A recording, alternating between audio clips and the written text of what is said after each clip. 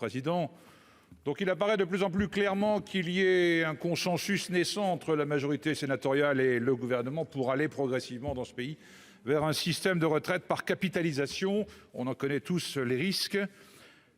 Par exemple, pour atteindre une pension de retraite équivalente à 75% du dernier bulletin de salaire, il faudrait placer 2 mois de salaire chaque année, sans aucune garantie de restitution, parce qu'on connaît les risques liés à la spéculation en bourse, comme c'est bien entendu le cas dans le cadre de la capitalisation.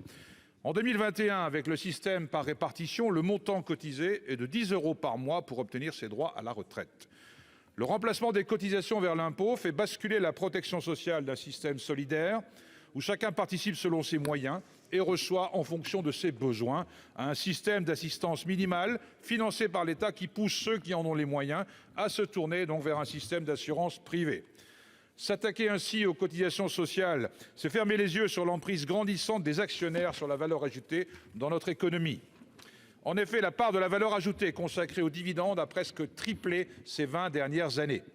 En revanche, celle destinée à la rémunération du travail a diminué.